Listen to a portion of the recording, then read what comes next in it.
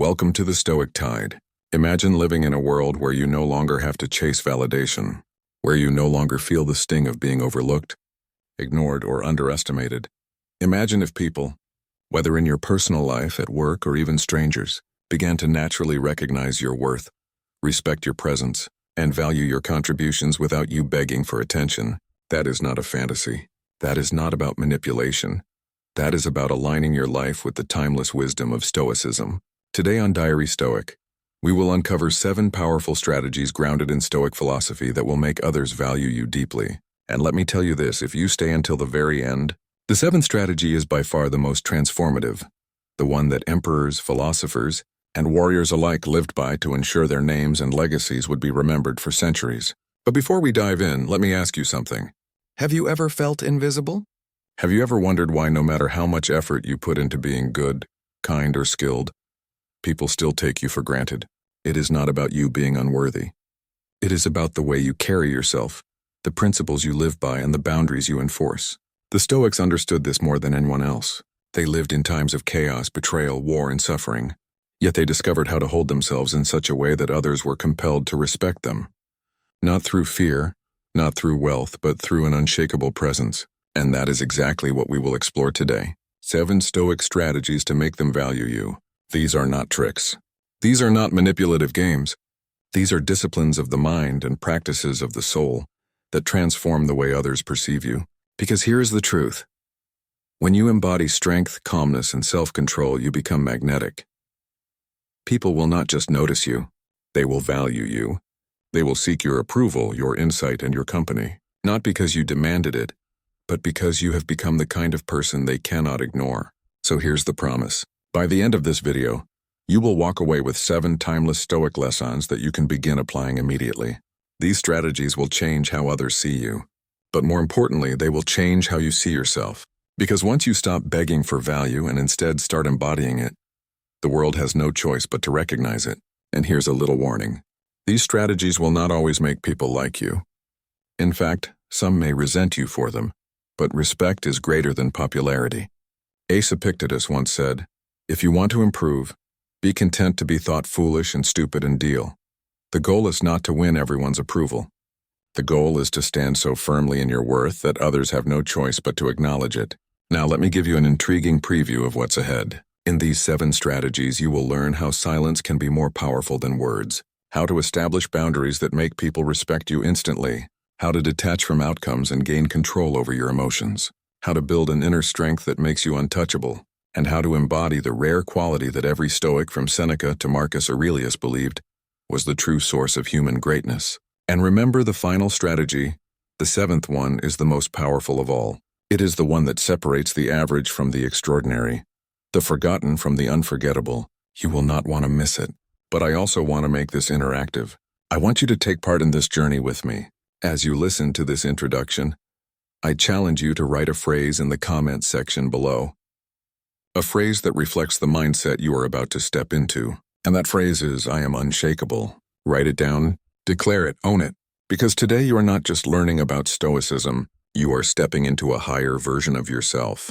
Now let us begin this journey together. 7 strategies rooted in Stoicism that will not only make others value you, they will make you value yourself in a way that no external opinion can ever take away. This is Diary Stoic, and the path begins right now. 7th strategy, live as if you already possess nothing to prove. There is a reason this strategy is placed at the very end. It's not only the most powerful, but also the one that ties together everything Stoicism has ever taught about strength, freedom, and inner mastery. The Stoics understood that the greatest burden a human being can carry is the endless attempt to prove themselves to others. When you live constantly seeking approval, when you bend your actions to be noticed, and when your sense of worth rises or falls based on external recognition, you place your very soul in the hands of strangers. This is slavery, not freedom. And the Stoics believed that the essence of philosophy was liberation, the kind of liberation that comes only when you recognize that you have nothing to prove.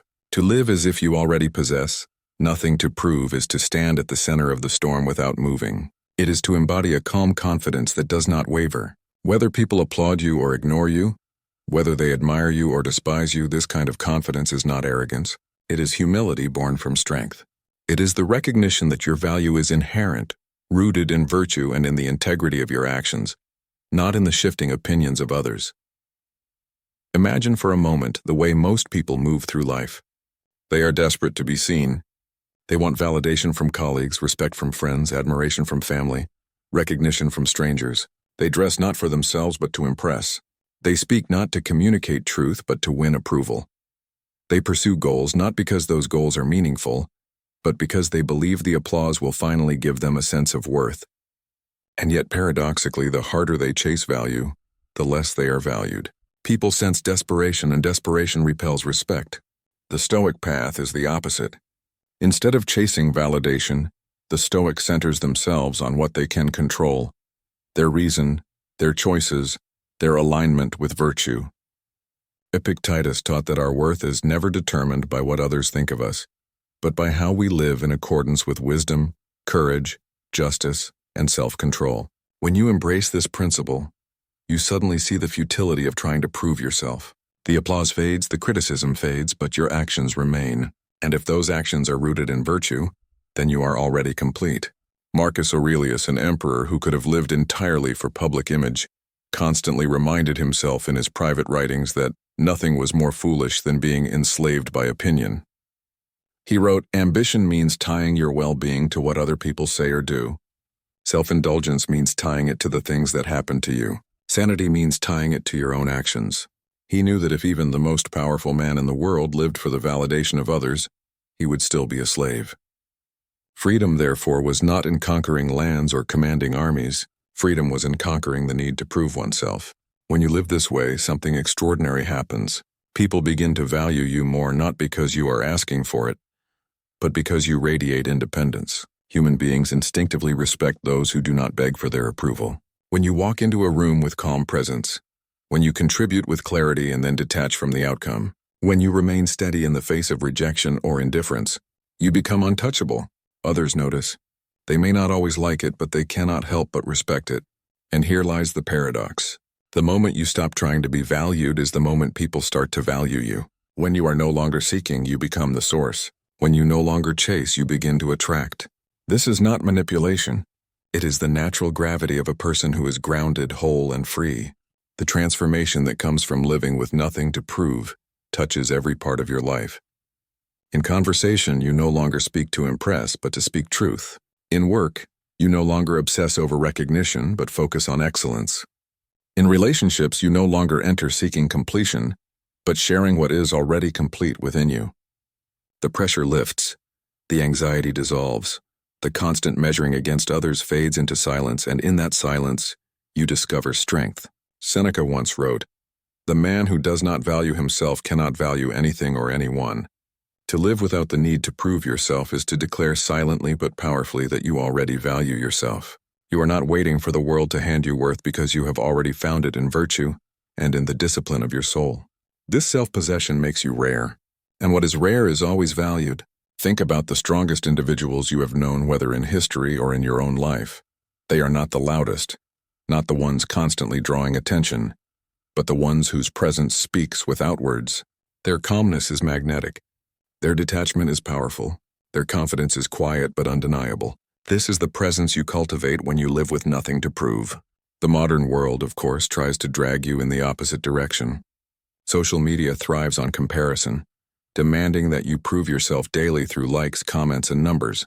Workplaces thrive on competition. Family expectations push you to constantly measure up. The noise is endless.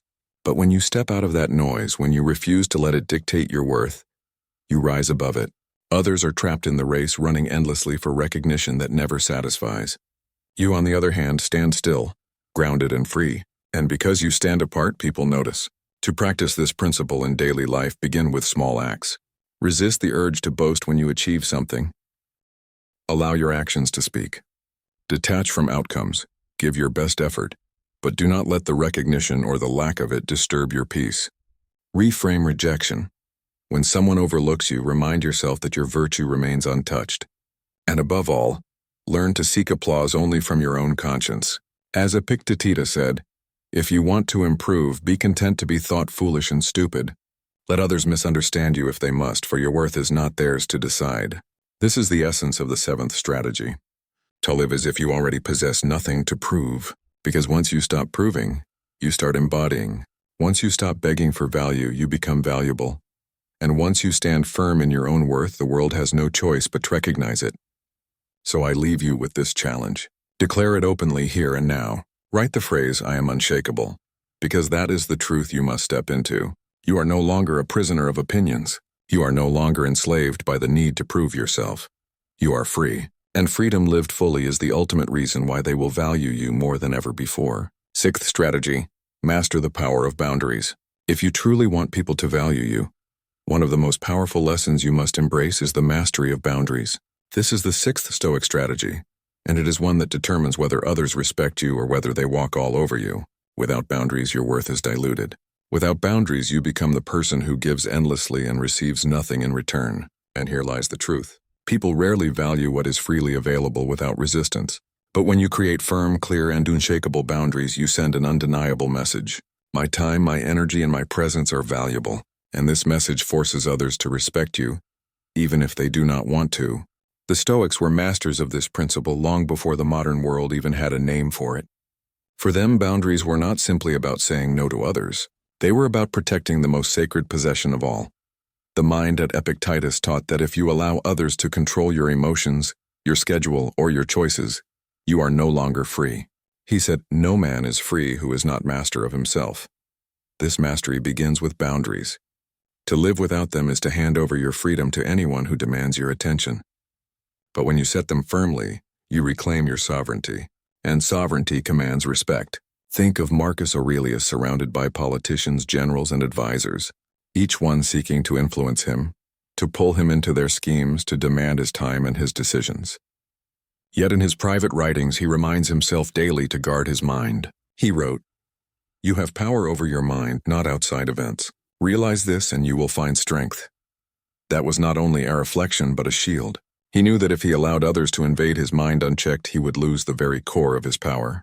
His boundary was invisible but unbreakable. He allowed counsel. He allowed debate. But he never surrendered his inner judgment to the whims of others. Boundaries are not walls to isolate you from the world. They are structures that allow you to interact with the world on your terms. Without them, you become a slave to every request, every opinion, and every demand. With them, you become someone who is not easily swayed, someone who knows where they stand. And here is what makes boundaries so powerful. The moment you establish them, others begin to see you differently. People test limits by nature. If they see that your time can be interrupted at any moment, they will interrupt it. If they see that your emotions can be provoked easily, they will provoke them. But if they see that you stand firmly, calmly, and consistently behind your lines, they begin to respect you because they realize you respect yourself. This is where most people fail. They are afraid to draw boundaries because they fear rejection, conflict, or loss of approval. They think that by always saying yes, by always accommodating, by always bending, they will be loved more.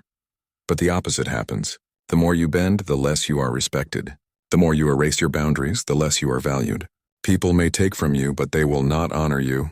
The Stoics would say that this is because you are trading away your virtue, the very essence of your worth, in exchange for temporary comfort. And nothing is less stoic than that. So how does this strategy actually make others value you? It does so because it communicates strength. Boundaries say, "I know who I am. I know what I stand for, and I will not compromise my peace, my time, or my values for the fleeting approval of others." This kind of strength is rare. Most people live as open doors available to anyone and anything. But when you live as a fortress not closed but guarded, you become someone others cannot easily exploit. And the truth is that respect often follows the path of resistance. What people cannot easily take from you, they begin to admire. But do not misunderstand this principle. Boundaries are not cruelty. They are not arrogance. They are not an excuse to dismiss people coldly. Boundaries, when lived in the Stoic way, are rooted in justice and self-control. They are firm but fair, clear but calm. When you say no, you do not need to shout or justify endlessly. A simple, steady refusal is enough. When you protect your time, you do so not because you think others are unworthy, but because you recognize that your time is finite and must be guarded like treasure. And when you protect your emotions, you do so not by hardening into bitterness, but by choosing not to let others dictate the state of your soul. Seneca, who lived surrounded by political turmoil and personal betrayals, reminded himself of the importance of boundaries often. He said, "It is not that we have a short time to live, but that we waste a lot of it." How is time wasted? Mostly by allowing others to invade it with demands that do not align with our values. By establishing boundaries, you're not being selfish. You are ensuring that your limited life is used for what truly matters. And this in turn makes people value you more, because when you're not endlessly available, your presence becomes significant. When you do speak, your words carry weight. When you do act, your actions are meaningful. Now imagine the opposite. Imagine someone who says yes to everything, who's constantly at the mercy of others' demands. Their time is consumed, their energy drained, their identity blurred. Do people truly value such a person? They may use them. They may even praise them for their kindness, but deep down respect is missing. Respect is reserved for those who respect themselves enough to guard their lives. This is why boundaries are not just practical. They're philosophical. They are a declaration of self-respect, and self-respect is the foundation of being valued by others. In practice, mastering boundaries requires courage. It requires enduring the discomfort of disappointing others. It requires resisting the temptation to explain or over-justify. It requires a calm firmness, the kind Marcus Aurelius embodied when he chose to stay aligned with virtue, even when entire legions disagreed with him. People may resist at first. They may push harder when you begin to enforce boundaries, but over time they will adapt. They will come to recognize that your no means no, that your time has limits, that your emotions are not easily manipulated. And eventually they will value you for it, because strength always commands respect. To master boundaries is also to master yourself. For every boundary you set externally, there must be one set internally. The Stoics were not only concerned with keeping people from crossing into their peace, they were equally concerned with keeping their own impulses from crossing into folly. A boundary against anger, a boundary against greed, a boundary against wasting time on trivial pursuits. In this way, Stoic boundaries are both shields against the world and shields against the self. And when you live with such discipline, people notice. They see someone who is not scattered, not easily shaken, not constantly available to every impulse or demand. They see someone rare, and rarity once again breeds value. So remember this: if you want to be valued, you must first demonstrate that you value yourself enough to set boundaries. Without them, you are like an open market where everything is free. With them, you are like a sanctuary where entry requires respect. People will test you, they will push, but the firmness of your boundaries will shape how they treat you. And in the long run, it is this firmness rooted in Stoic calmness and self-respect that makes them value you more deeply than anything else. Let me challenge you right now. Ask yourself where in your life you have failed to set boundaries. Is it with your time, with your emotions, with your relationships, or with your work? Identify one place where you have allowed others to invade your peace. And then make the decision today to draw a line, not with anger, not with drama, but with calm certainty. And once you do, remind yourself of this phrase: I am unshakable. Write it in the comments. Say it out loud. Repeat it to yourself. Because when you master the power of boundaries, you no longer beg to be valued. You embody value. And that is the essence of this sixth Stoic strategy. Fifth strategy: embrace the strength of emotional detachment. One of the deepest lessons the Stoics ever taught is that true freedom and respect come when you are no longer a prisoner of your emotions. The fifth strategy to make people value you is to embrace the strength of emotional detachment. Now, many people misunderstand what this means. They hear the phrase and assume that detachment is coldness, indifference, or a lack of compassion. But the Stoics did not mean living without feeling. They meant living without being controlled by feeling.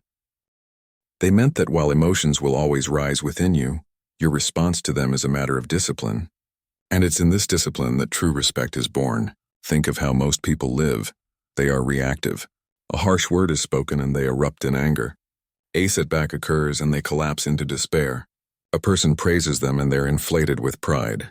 A person criticizes them and they are consumed by insecurity. In every situation, their emotions are like a ship in the storm, tossed endlessly by the waves of circumstance. Such a person is not respected because everyone knows their state of mind can be manipulated with a few words, a few actions, a few opinions.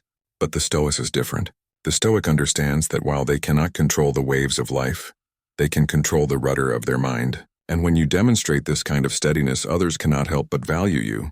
Marcus Aurelius, a man who carried the weight of an empire during war and plague, constantly reminded himself not to be carried away by emotions. In his private writings, he said, "If you are distressed by anything external, the pain is not due to the thing itself, but to your estimate of it.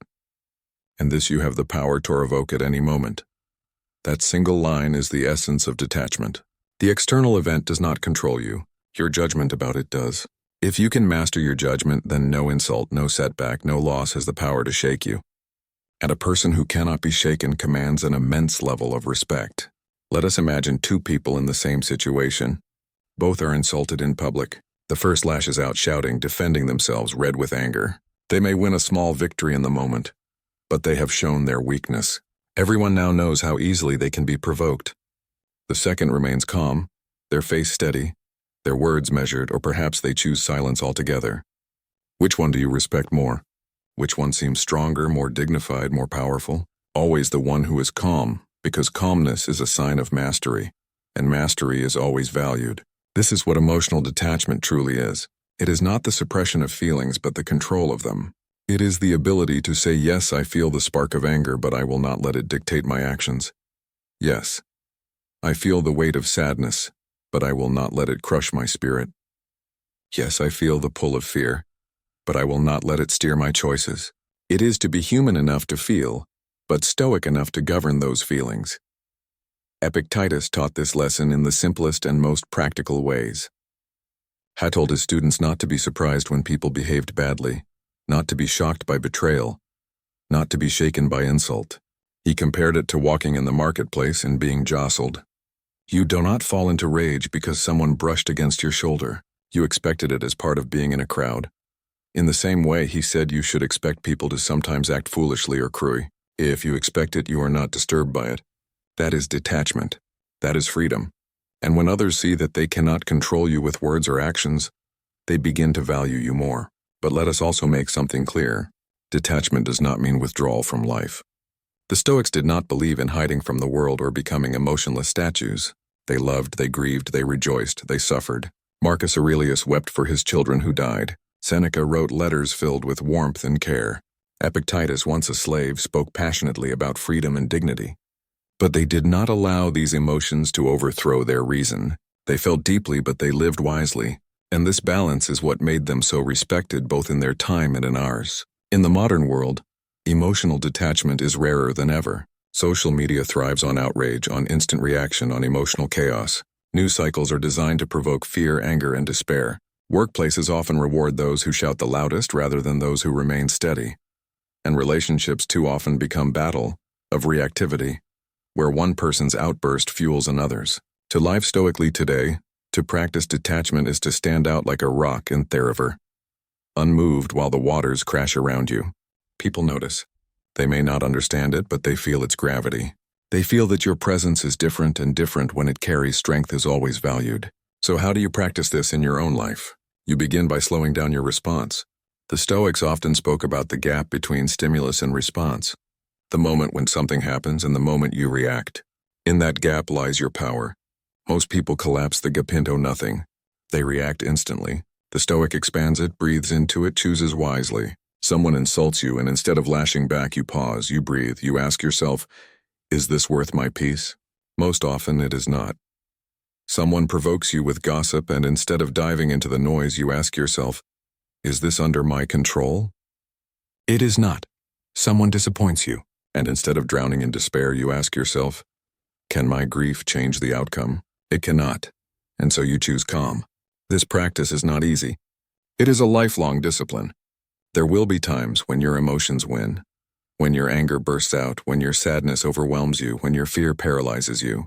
But each time you return to the Stoic path, each time you reclaim the gap between event and response, you grow stronger.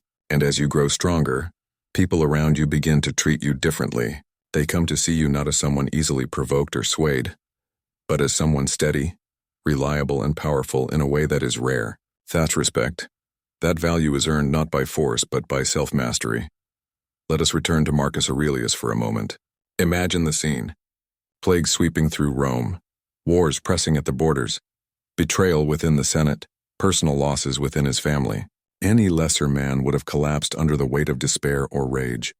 But Marcus remained steady, not because he did not feel, he certainly did, but because he refused to let those feelings overthrow him. He reminded himself daily, "You have power over your mind, not outside events. Realize this and you'll find strength." And that sentence is not just philosophy. It is survival. And it is the key to being valued because people instinctively value those who remain steady when the world trembles. Now consider your own life. Where are you most reactive? Where do your emotions rule you instead of the other way around? Is it in anger when someone disrespects you? Is it in fear when challenges arise? Is it in insecurity when people fail to recognize your worth? Wherever it is, that is your training ground. That is where you must practice detachment. Each time you do, you grow less reactive, more deliberate, more in control. And each time you increase not only your own peace, but also the respect others have for you. The fifth strategy, then, is not about erasing your humanity. It is about elevating it. It is about refusing to be enslaved by the emotions that control most people. It is about choosing reason over impulse, virtue over reaction, calm over chaos. When you live this way, people begin to value you not because you demand it, but because you embody something they secretly long for. Stability. In a world of storms, you are the lighthouse. In a world of noise, you are the silence. In a world of reactivity, you are the calm. So once again, I challenge you to declare it. Write in the comments right now the phrase, "I am unshakable," because that is what this strategy is teaching you to become. Note motionless, not indifferent, but unshakable. And once you are unshakable, you no longer beg for value. You radiate it. And when you radiate it, they cannot help but respect you. Fourth strategy. Cultivate the power of silence. If you wish to be valued, you must learn to master not only your words, but also your silence. The fourth Stoic strategy to make people truly respect you is to cultivate the power of silence. In our noisy world, silence is rare. And because it is rare, it is powerful. The Stoics understood that most people waste their words speaking without measure, reacting without thought, filling the air with noise that dilutes their presence. But when you hold your tongue, when you choose your words carefully, and when you let silence carry weight, you create an aura that cannot be ignored. Think for a moment about the people you admire most. Are they the ones who always speak the loudest? Theones who rush to fill every empty moment with chatter? Or are they the ones who speak rarely but meaningfully? The ones who listen more than they talk? The ones whose words, when finally spoken, carry authority? Almost always it is the latter. This is because silence is no emptiness. It is strength under control. To be silent when others allowed shows discipline. To remain calm when others demand a reaction shows power. And people value power when it is rooted in control rather than chaos. Epictetus taught his students that they should speak only when necessary, and that even then their words should be measured and modest. He said, "Be silent for the most part, or if you speak, say only what is necessary and in few words." Why would he advise such restraint? Because words unspoken cannot be recalled. They reveal your character, your emotions, and your level of discipline. If you are careless with them, you show weakness. But if you are deliberate, if you use a silence as a shield and speech as a weapon, then every time you open your mouth, people pay attention. That is the power of silence. Marcus Aurelius too understood this. In his meditations, Haefton reminded himself to avoid unnecessary talk, to focus on truth rather than opinion, and to remain quiet when words added nothing of value. He was emperor surrounded by advisors, senators, and soldiers who filled his ears with constant noise. Yet he knew that the most important dialogue was not with others but with himself. His silence allowed him to reflect, to sharpen his mind, to remain in control of his decisions. And because he did not waste words when he did speak, people listened. His silence created gravity, and gravity is always valued. In the modern world, silence is even more powerful because it is so rare. Everyone wants to be seen, heard, and acknowledged. People rush to post their opinions, to comment on every issue, to prove their intelligence through constant words. But the one who holds back, who listens, who chooses carefully when to speak, this person stands apart. Their silence becomes mysterious and mystery commands attention. People begin to wonder what you think, to anticipate your words, to respect the fact that you are not giving yourself away cheaply. In a world where attention is thrown around carelessly, withholding it increases its value. Silence is also a form of emotional discipline. When someone insults you, silence shows that you are not shaken. When someone provokes you, silence shows that you are in control. When others gossip, silence shows that you are above the noise. This is not weakness. It is mastery. It is easy to lash out, to defend yourself with a flood of words, to fill the air with reactions. It is much harder to remain calm, to withhold, to let the storm pass without moving. And it is precisely because it is harder that it is respected. Seneca once wrote, It is a great thing to know the season for speech and the season for silence. This balance is the mark of wisdom. Too much silence and you may seem disengaged, too many words and you seem reckless. But when you learn when to hold your tongue and when to release your thoughts, you create a rhythm of presence that makes others value you more. They realize that if you are silent, it is not because you have nothing to say, but because you are choosing not to, and choice is what creates value. Let us look at this practically. Imagine a workplace meeting where everyone is talking over each other, trying to prove their intelligence. One person sits calmly, listening, observing, waiting.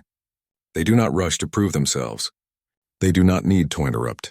But when the noise quiets, they speak one clear sentence and the room falls silent. Why? Because their silence has made their words rare, and rarity amplifies value. Now imagine a personal conflict where someone hurls accusations or insults at you. Most people would rush to defend themselves, to argue back. But you choose silence, you choose calm. You look them in the eye, steady and unshaken. They may continue for a while, but eventually they feel the futility of their noise against your silence. In the end, they respect you, not because you shouted louder, but because you did not need to shout at all. This is why cultivating silence is so central to being valued. It communicates self-respect. It communicates that you do not need to prove yourself with constant words. It communicates that your emotions are not easily provoked. And it communicates that when you do speak, your words will matter. People instinctively value this because it is so rare. The challenge, of course, is that silence is uncomfortable. Most people feel silence because they fear it. They fear what others will think if they do not respond instantly. They fear being overlooked, misunderstood, or forgotten. But the Stoic learns to embrace silence, to sit within it, to let it strengthen them. Silence becomes a tool, a discipline, a shield. It is no emptiness. It is presence without noise. And presence without noise is powerful. When you begin to practice this, you will notice a shift in how people treat you. They will stop expecting quick reactions. They will wait for your input. They will lean in when you speak because they know you do not waste words. Your silence will begin to carry more weight than the chatter of others.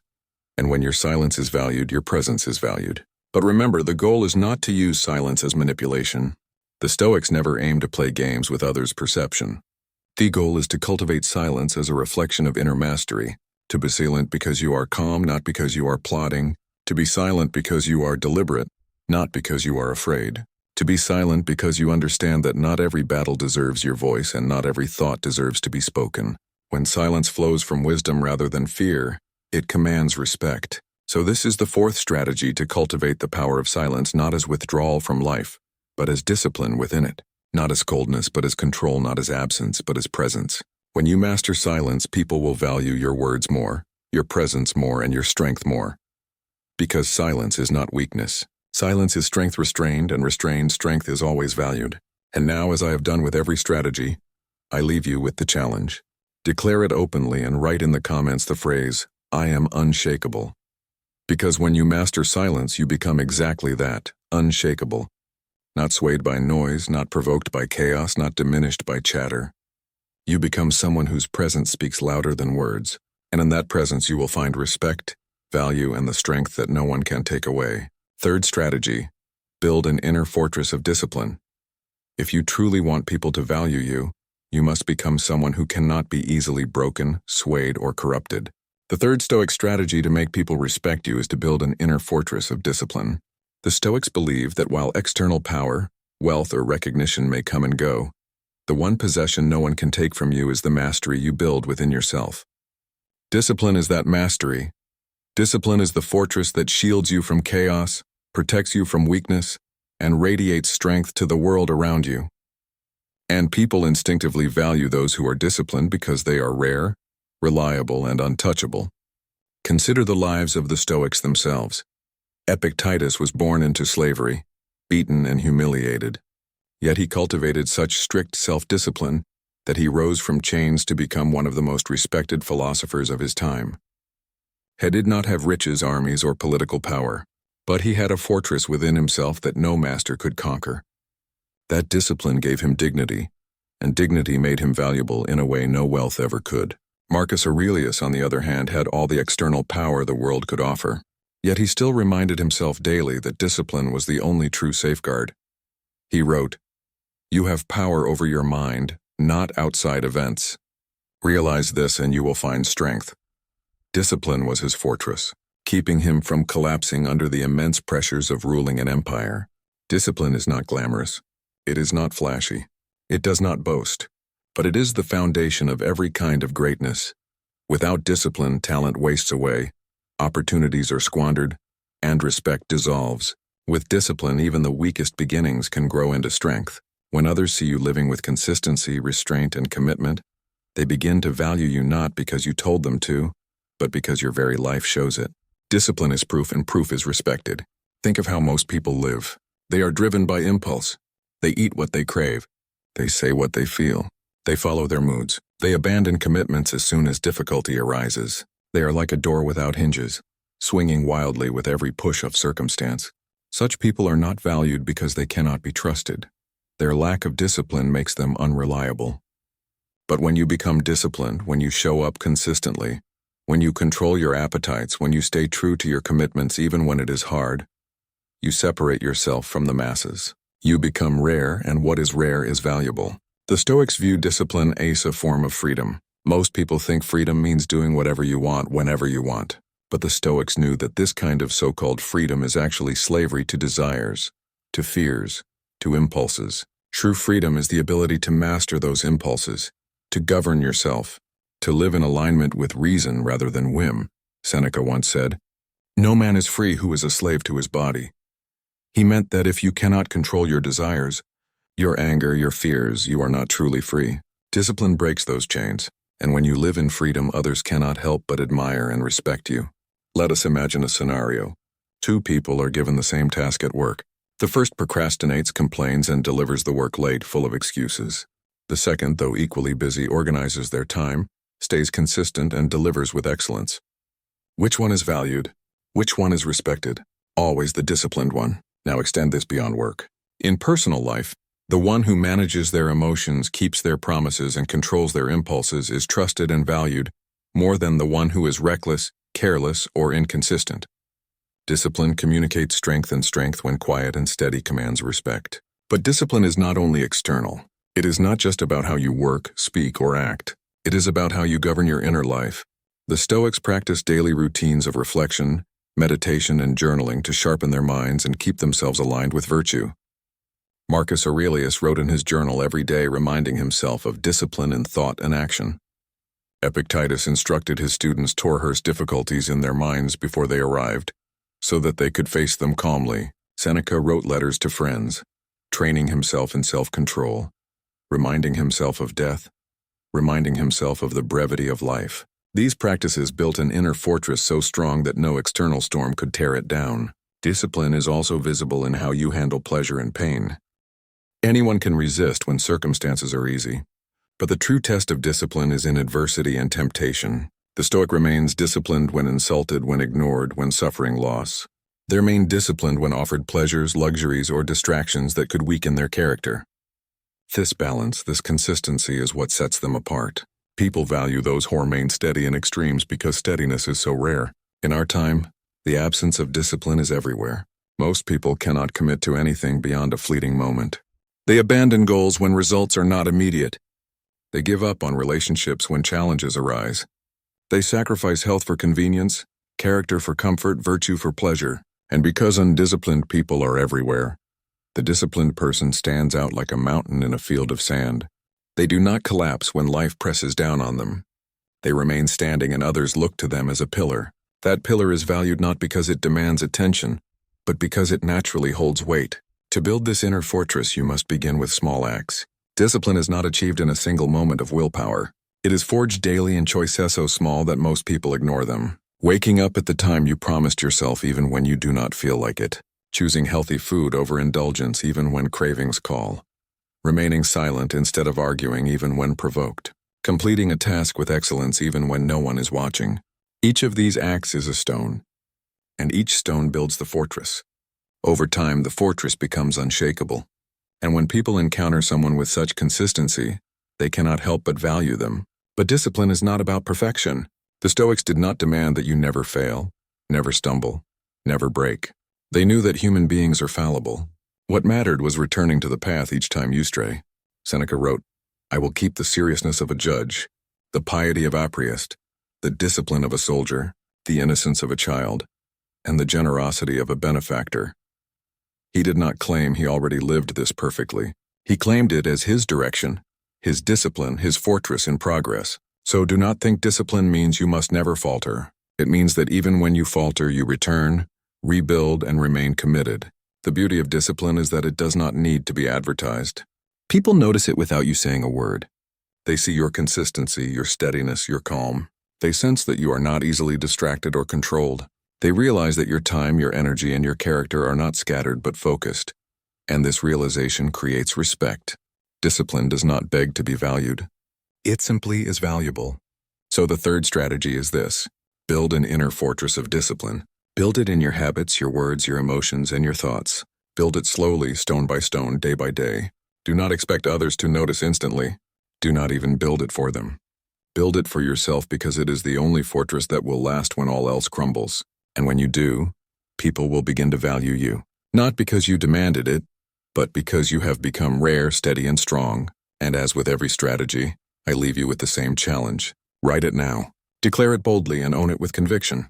I am unshakable. Because discipline is the essence of being unshakable. Without it, you are fragile. With it, you are a fortress.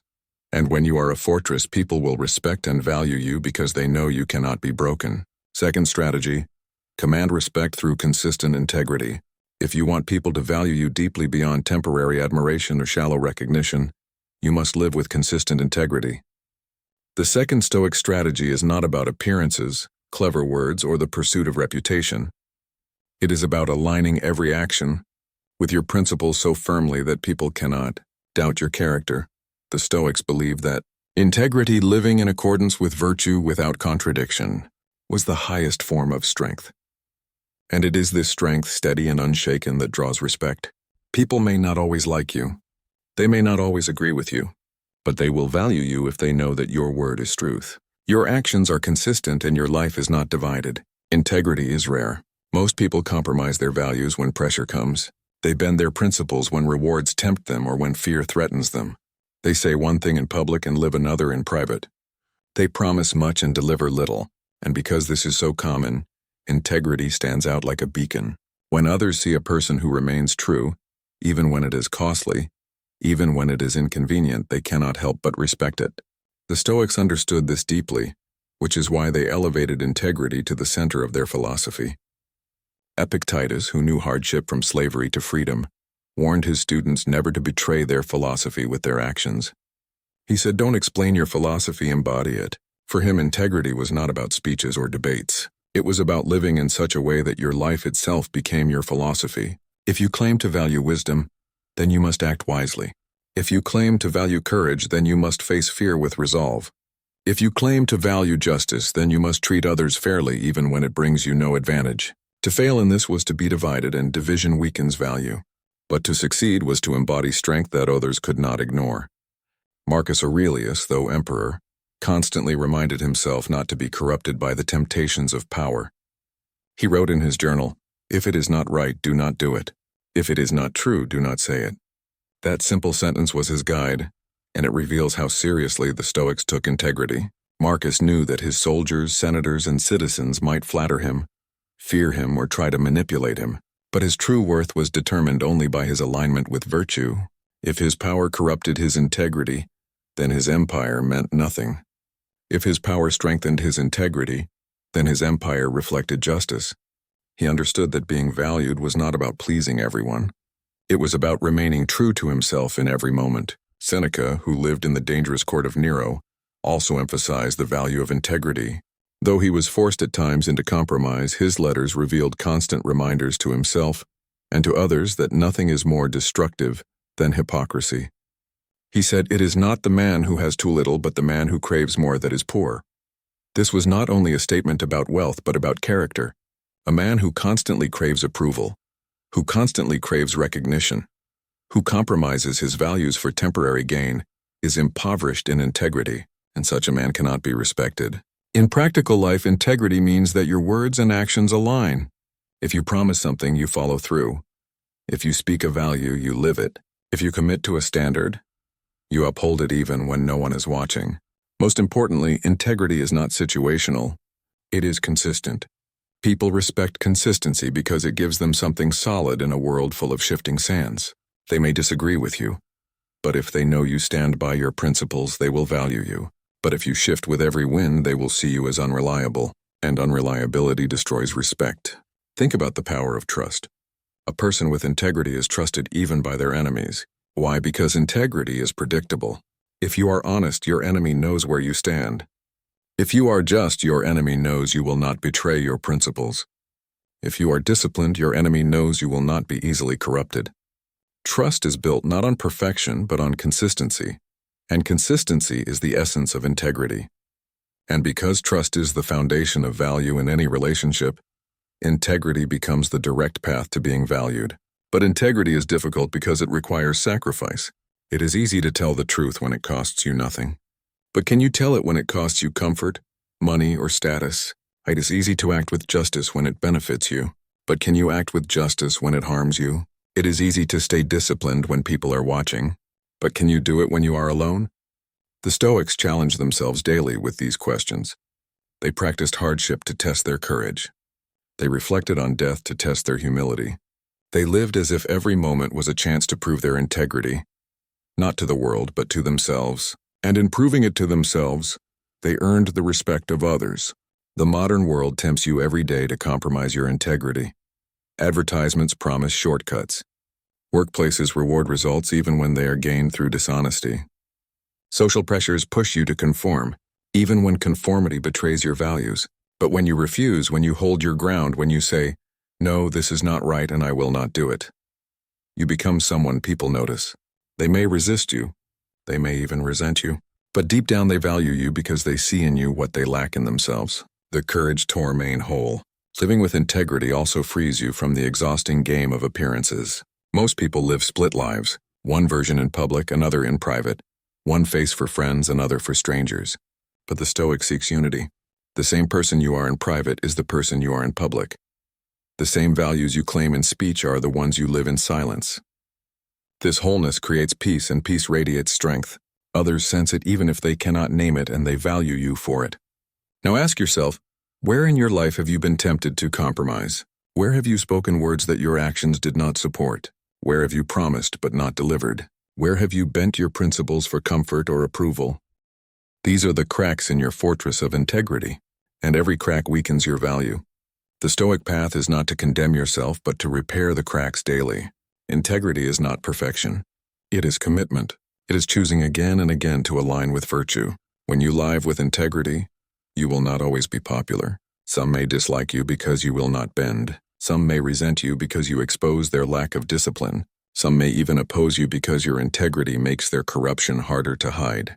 But respect is greater than popularity, and value is deeper than approval.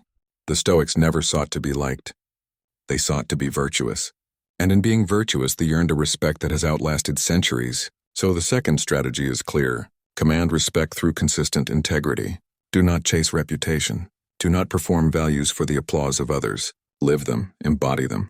Let your life itself be your philosophy, so that even if you never speak a word, your actions declare who you are. People cannot help but value someone who is whole, someone who does not fracture under pressure, someone whose yes means yes and whose no means no. And once again, I leave you with the same challenge. Write it boldly, as a declaration, as a reminder, as a vow. I am unshakable, because integrity makes you unshakable. When your values are consistent, no storm can destroy you.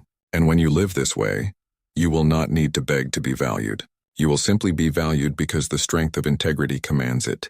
Every journey begins within. If you want people to respect you, to recognize your worth, to truly value you, the first step is not about them. It is about you. The first Stoic strategy and the foundation upon which all the others rest is to value yourself before expecting others to value you. This is not arrogance. This is not vanity. This is not about inflating your ego or pretending to be greater than you are. This is about recognizing your inherent dignity as a rational being, embracing the virtues that make you whole and refusing to treat yourself as cheap or disposable. For if you do not value yourself, no one else will. The Stoics believed that self-respect was the root of all strength. Epictetus, who was born a slave, endured humiliation and abuse, yet he refused to see himself as worthless. He taught his students that the opinions of others meant nothing compared to the opinion you hold of yourself. He said, If you want to improve, be content to be thought foolish and stupid. What did he mean by that? He meant that the value you place upon yourself must not depend on others' recognition. If you see yourself as valuable because you live with virtue, then no insult, no neglect, no rejection can take that away. And when you live in this way, others cannot help but notice. For people instinctively value those who already value themselves. Marcus Aurelius, an emperor burdened with immense responsibility, often reminded himself that he must not live for the applause of the crowd. He wrote, "We all love ourselves more than other people, but care more about their opinion than our own." He knew that most people betray themselves in order to win approval. They sell their peace for popularity, their integrity for comfort, their dignity for recognition. But the Stoic refuses this trade. The Stoic begins by standing firmly in self-respect, knowing that if you do not hold yourself in esteem, no one else will. To value yourself first is to set the tone for how others will treat you. Seneca too emphasized this lesson in his letters. He warned against attaching your value to external things, wealth, status, or praise. He said, "He is most powerful who has himself in his own power." When you value yourself, you are in your own power. When you do not, you hand over your worth to the opinions of others, and what is given away so easily is rarely respected. Think of it like this. If you walk into a room apologizing for your existence, lowering your head, hiding your voice, people will not value you. They will take your lead and assume your worth is low. But if you walk into a room steady, calm, confident, not boasting, not demanding, but grounded in self-respect, people feel it. They sense that you value yourself, and so they begin to treat you accordingly. Value is contagious. The way you hold yourself teaches others how to treat you. Yet many people fail at this first step. They wait for others to give them value before they give it to themselves. They wait for recognition before they recognize their own worth. They wait for love before they learn to love themselves. This is why they are often disappointed, because the world reflects back to them the uncertainty they carry within. But the Stoic flips this. The Stoic begins by affirming, "I'm valuable because I live in accordance with reason and virtue." From this foundation, all external respect flows naturally. To value yourself does not mean indulgence. It does not mean treating yourself with luxury or pampering yourself with comforts. The Stoics did not value themselves through possessions. They valued themselves through discipline, courage, wisdom, and justice. Self-respect is not found in spoiling yourself. It is found in mastering yourself. When you say no to impulses, you value yourself. When you choose virtue over vice, you value yourself. When you hold yourself to high standards, even in private, you value yourself. This integrity radiates outward and others sense it. Consider again Epictetus. He had nothing by worldly standards. He owned no wealth, held no position of power, and had no social rank. Yet his students, many of them wealthy and powerful men, sat at his feet with reverence. Why? Because he valued himself. He refused to see himself as less than any man regardless of status. His dignity was unshakable because it came from within, and that unshakable dignity made him valuable in the eyes of all who encountered him. In practice, valuing yourself requires daily reflection. Marcus Aurelius wrote in his journal each night, examining his actions, correcting his faults, reminding himself of his principles. This was not self-indulgence. It was self-respect. To look at your life honestly, to admit where you have failed, to recommit to your values, is to treat yourself as someone worthy of discipline and growth. People who do not value themselves avoid this work. They distract themselves with entertainment, with noise, with constant activity, because they fear the silence in which they must face themselves. But the Stoic values themselves enough to use it with their own soul, to correct it, to strengthen it, and this inner work shines outward as strength and respect. Valuing yourself also means refusing to tolerate disrespect. This does not mean lashing out at others, but it means setting standards for how you are treated. If someone constantly demeans you, mocks you, or uses you and you allow it, you show that you do not value yourself. But when you calmly enforce boundaries, when you walk away from those who diminish you, you declare that your worth is not negotiable. People respect those who respect themselves. Even those who dislike you will value the firmness with which you carry yourself. The world will test you. It will constantly push you to undervalue yourself, to trade your dignity for comfort, to bend your principles for approval. But each time you resist, each time you affirm your worth, you grow stronger. And the stronger you grow, the more others notice. They see someone who does not crumble under criticism, who does not beg for validation, who does not cheapen themselves for temporary gain. They see someone unshakable, and unshakable people are always valued. The danger lies in confusing self-value with arrogance. The Stoics warned against pride that places oneself above others. True self-value does not need to look down on anyone else. It simply stands firm in dignity. The arrogant man demands respect but does not give it. The Stoic values themselves and therefore values others because they recognize that all humans share the same rational nature. To value yourself is to live with quiet confidence, not loud boasting. It is to embody worth, not to demand it. So the first strategy is simple but profound. Value yourself before expecting others to value you. Without this foundation, all other strategies crumble. With it, you become someone who cannot be ignored. Others take their cues from you. If you carry yourself as worthless, they will treat you as such. If you carry yourself with dignity, they will value you whether they like you or not. Self-value is the seed from which all external respect grows. And as with every strategy, I give you the same challenge. Write it now. Declare it boldly. Make it the foundation of your life. I am unshakable. Because when you value yourself, you are unshakable. You no longer beg for worth. You embody it.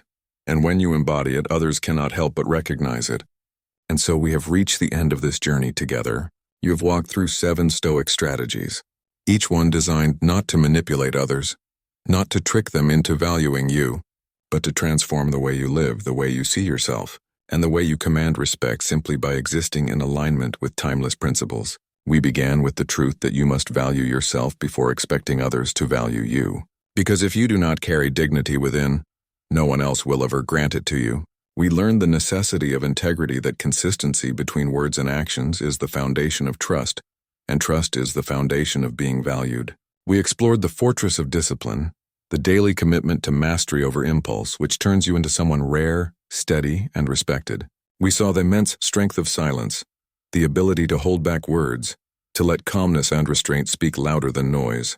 We learned the necessity of emotional detachment, the refusal to let feelings control your actions so that you remain unshakable when others collapse. We embrace the power of boundaries, the lines you draw to protect your dignity, to declare your worth through self-respect.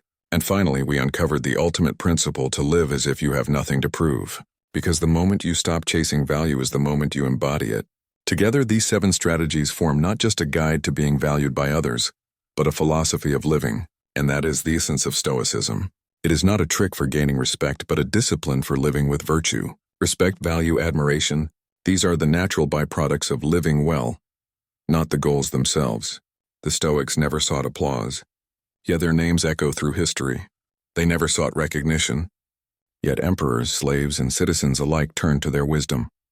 Why? Because they lived unshakably, and unshakable people are always remembered. Now I want you to pause for a moment and reflect on your own life. How much of your energy has been wasted begging for others to value you? How many times have you lowered your standards, betrayed your integrity, or abandoned your dignity in the desperate hope of winning approval? How many times have you sacrificed your peace just to keep someone else comfortable? And did it ever truly give you the respect you longed for? No, because the respect of others can never be bought with desperation. It can only be earned by embodying the qualities that naturally command it. That is why Stoicism remains so relevant today. In a world that thrives on attention, noise, and validation, the Stoic stands apart as a reminder of a different path. While everyone else shouts to be heard, the Stoic chooses silence. While everyone else chases recognition, the Stoic values themselves. While everyone else bends to opinion, the Stoic remains rooted in integrity. While everyone else is tossed around by emotion, the Stoic remains calm. While everyone else is consumed by proving themselves, the Stoic has nothing to prove. And because of this contrast, the Stoic presence shines. It commands value not by force but by gravity. Let us not forget the examples of those who lived these truths. Epictetus, born in chains, physically broken yet spiritually free, became a teacher to emperors and leaders. Marcus Aurelius, ruling an empire faced with constant turmoil, remained humble, reflective, and unshakable, writing words that continue to inspire centuries later. Seneca, caught in the storms of politics and betrayal, still held to the truth that virtue mattered more than fortune. These men lived in different positions, slave, emperor, statesman, yet all found the same path. Self-mastery above all, dignity rooted in virtue and freedom from the need for approval. And that path made the men of immense value, not only in their own time but in ours. What then will you choose? Will you continue to live as most do, desperate for attention, swayed by opinion and crushed by every rejection? Or will you choose the Stoic path, the harder path, the path of discipline, silence, integrity, and self-value? The choice is yours. And understand this, the moment you choose the Stoic path, you will feel resistance. People may not celebrate your silence. They may not like your boundaries. They may not praise your detachment. Some may resent your integrity because it exposes their lack of it. But remember, the goal is not to be liked. The goal is to be valued. And value often grows slowly, quietly, as people come to realize that you are not like the rest, that you are unshakable. And here is the great irony. When you stop seeking value, you will receive it more. When you stop proving yourself, people will recognize you more. When you stop begging for respect, people will give it freely. Why? Because human beings are drawn to strength, and strength is born from self-possession. The Stoic does not beg to be noticed.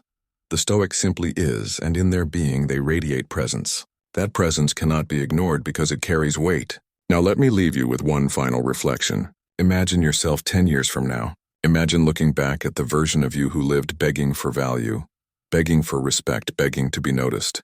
Will you be proud of that person? Or will you wish you had started sooner? Living with dignity, setting boundaries, building discipline, and standing firm in self-respect. 10 years will pass regardless. The question is, will you spend them chasing validation or embodying value? The answer depends on the choice you make today. And here is the choice before you. You can continue on the easy path, the path of compromise, the path of constant proving, the path of desperation. Or you can take the Stoic path, the harder path, the path of silence, of discipline, of integrity, of boundaries, of detachment, of self-value, of nothing to prove. The first path will keep you invisible, overlooked, undervalued.